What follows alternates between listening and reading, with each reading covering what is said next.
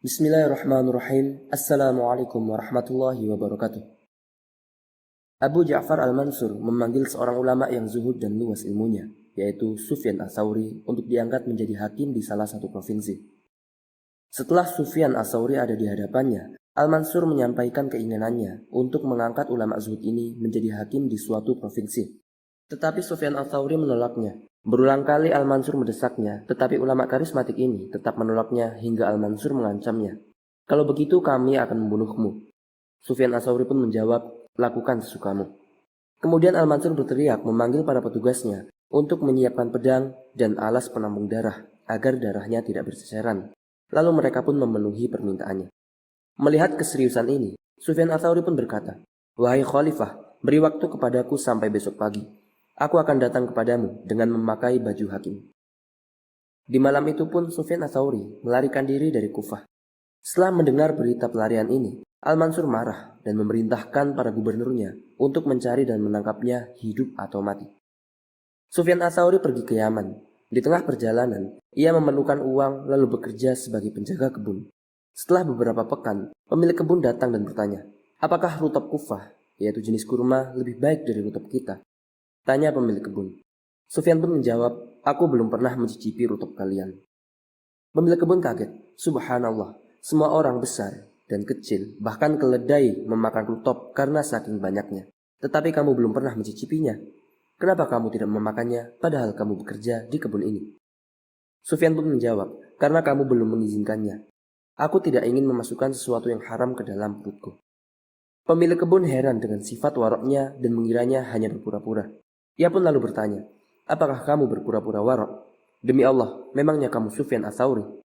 Ia tidak mengetahui bahwa penjaga kebunnya itu adalah Sufyan Ats-Tsauri. Tetapi Sufyan Ats-Tsauri diam tidak memberitahukan tentang dirinya. Pemilik kebun keluar dan bertemu dengan temannya, lalu menceritakan sikap penjaga kebunnya itu. Temannya bertanya, bagaimana ciri-ciri fisiknya? Ia pun menjelaskannya. Teman itu kemudian berkata, demi Allah, itu semua ciri-ciri fisik Sufyan Ats-Tsauri. Mari kita tangkap untuk mendapatkan hadiah khalifah. Setelah keduanya tiba di kebun, Sufyan Ats-Tsauri sudah pergi melarikan diri ke Yaman. Di Yaman, ia bekerja di sebuah tempat, tetapi tidak lama kemudian mereka menuduhnya mencuri, lalu dibawa ke hadapan gubernur Yaman. Sang gubernur bertanya, apakah benar kamu telah mencuri? Ia pun menjawab, demi Allah, aku tidak mencuri. Gubernur bertanya, tetapi mereka menuduhmu mencuri. Ia pun menjawab, hanya tuduhan tanpa bukti. Kemudian gubernur memerintahkan mereka keluar dari ruangan dan membiarkan dirinya bersama orang yang mereka tuduh itu. Gubernur bertanya, siapa namamu? Namaku Abdullah, jawab Sufyan Ats-Tsauri. Sebutkan namamu secara lengkap, karena kita semua ini hamba Allah, lanjut gubernur. Sufyan pun menjawab, namaku Sufyan. Gubernur melanjutkan, Sufyan bin siapa? Namaku Sufyan bin Sa'id Ats-Tsauri, jawabnya. Sang gubernur terkejut seraya berkata, kamu Sufyan Ats-Tsauri? Iya, jawab Sufyan. Kamu adalah orang yang dicari Amirul Mukminin, lanjut sang gubernur. Sufyan menjawab, iya.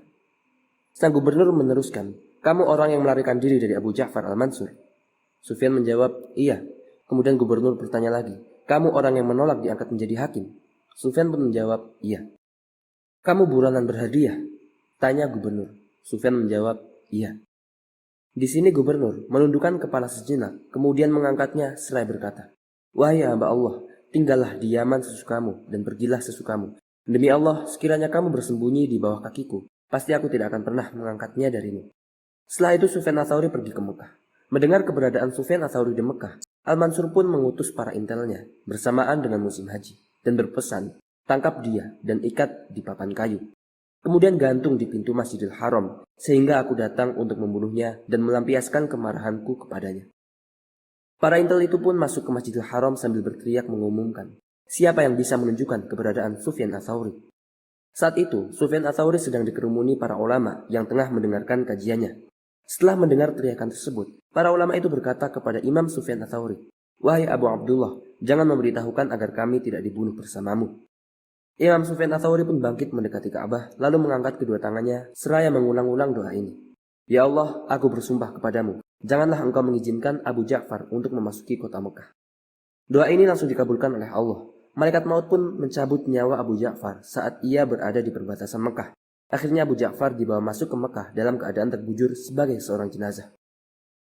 Demikian kisah Sufyan Ats-Tsauri. Semoga kisah ini menjadi pelajaran bagi semua orang agar tidak menganggap enteng mendolimi para ulama karena doa mereka dikabulkan Allah, terutama jika kezaliman itu dilakukan secara kelewat batas. Wallahu ta'ala a'lam wa sallallahu wasallam wa baraka ala sayyidina Muhammad wa ala alihi wa sahbihi ajma'in. Wassalamualaikum warahmatullahi wabarakatuh.